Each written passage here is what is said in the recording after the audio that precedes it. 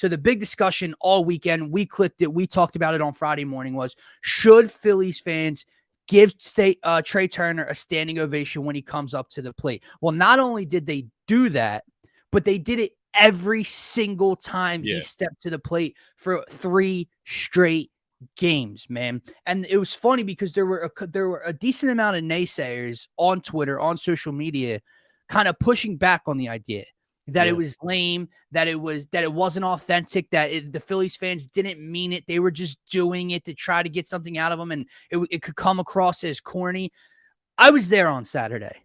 There was nothing unauthentic about what took place, and he answered the call. See, that was my point about the leadership quality, because the whole conversation was, what can we do as fans, because we are so passionate and we feel as though we're a part of this thing, right? We're along for the journey with this team.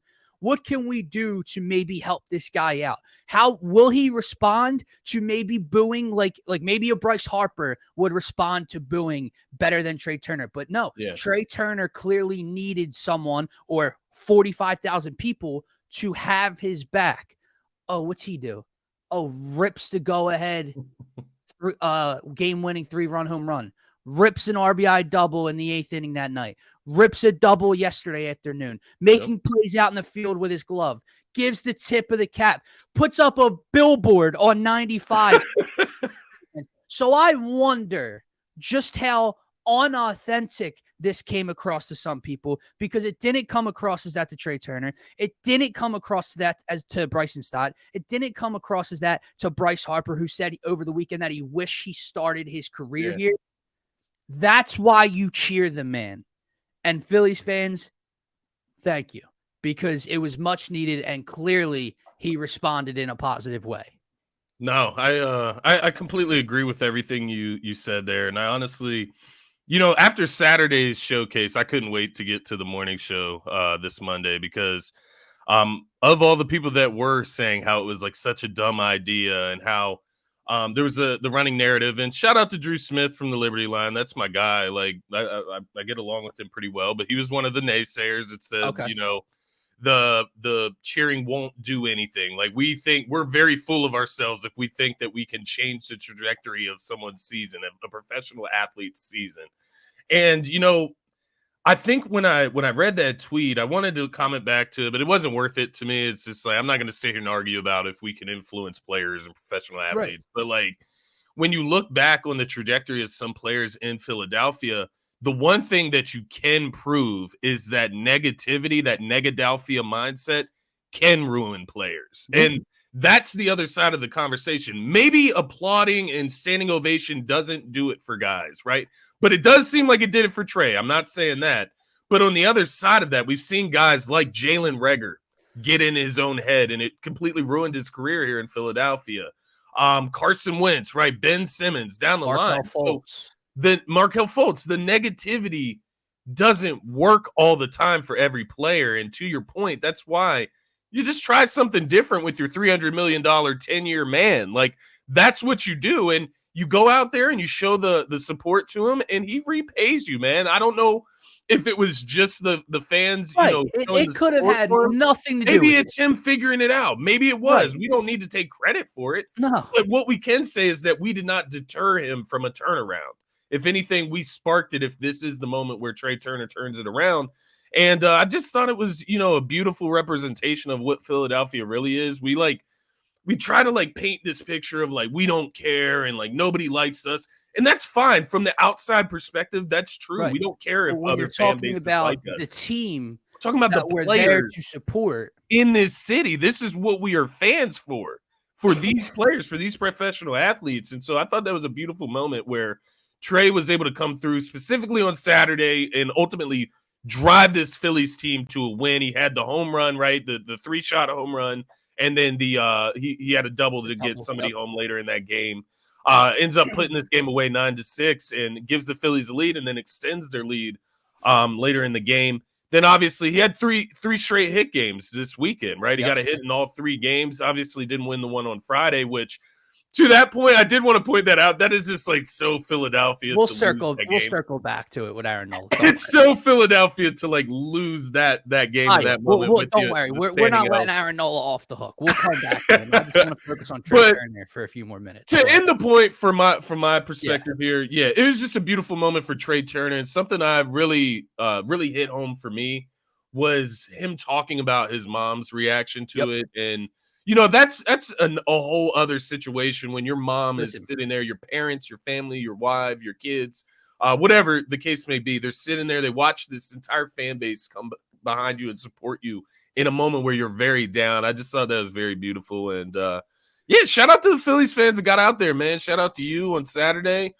Shout out to all the Phillies fans that supported Trey and this Phillies team throughout the weekend, because I think this could be a turning point, man. Yep. It could be a turning point in the season. And not to say that we've been playing bad, but just a turning point. And for him, let's turn it on. We're ready for the Friday. On Friday, you hit the nail right on the head. He is that difference maker if he figures this thing out, man. Yeah. Like, he's not just another guy. He's not just another bat in the lineup that can help come playoff time. It's Trea effing Turner. If he figures this thing out, he's what can push the Phillies over the line, get them to the finish line, right? Yeah. Listen, it could have nothing to do with it, right? Trea Turner hitting that home run could not correlate with the fans giving him a standing ovation and having his back. But I think the tweet that you pointed out is where I come from, right? Like, he's basically saying we're foolish if we think we can have any impact on a professional athlete's trajectory or season. Strip it all down. Strip the money down, strip the fame, strip the uniform, strip it all down. What are they at the end of the day? Human beings. And that's why I related the leadership thing and everything and everyone being different and responding to different things to their own, because that's it. That's it right there. Yeah. Trea Turner wasn't responding to the boos. Yeah. The body, dude, he didn't even want to look a camera into the lens. He didn't want to look reporters into their eyes because he was so down and out and so bad after that Miami loss and so embarrassed. Do you think he was going to respond with a kick in the ass? Right. No. In his home stadium, like, you know what I mean? Like, his home ballpark, he needs to come back and be booed. And like, to your point, when you bring that to a holistic perspective, if that's how you feel that fans don't, interfere or influence the game or influence these athletes, then don't boo either, right? If you don't want to see the negative product, you boo. You think that that's going to motivate the team. Well, that's not going to have an effect either, right? If the praise doesn't work, then the boos don't work. And I saw a couple different we like the boo guys from WIP that I get along with that were basically, before they ever did it, or even after the Friday night still calling it corny, and that was ridiculous.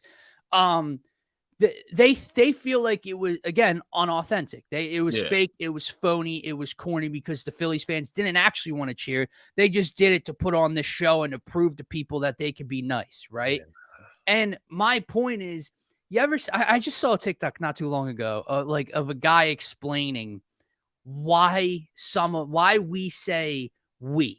Like, when we talk about our favorite sports teams, we say we, like we're a part of the team. Yeah. Like, we put on the uniform and we're a part of the, because that's how we feel here. Yeah. There was nothing phony about that, because we legitimately thought this could help motivate a guy we need to be successful. Not because we wanted to show other fan bases that we can be nice to our players. Listen, if the team's playing bad, if they would have lost on Saturday night to Kansas City after losing Friday night, you're damn right the boos would have been raining down. That's the team. If they're not performing well, you're a fan. You paid money. You get to boo. It's why the Eagles get booed at halftime sometimes when they have a bad last season. It happened. They could be 8-0, but get booed at halftime because they're down 14-3 or something, right?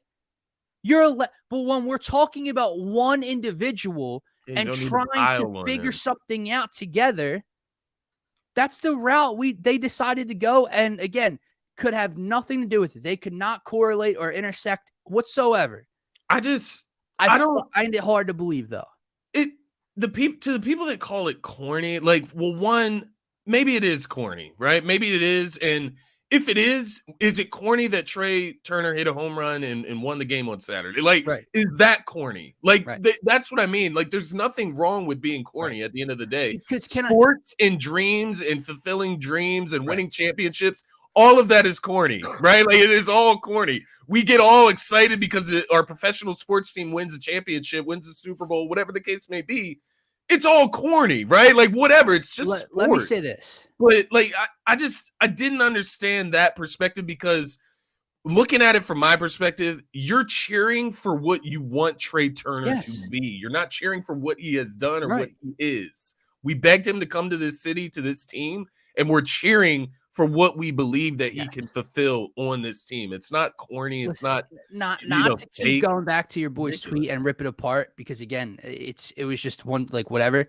But it's a perspective, because that's a Philly perspective right now.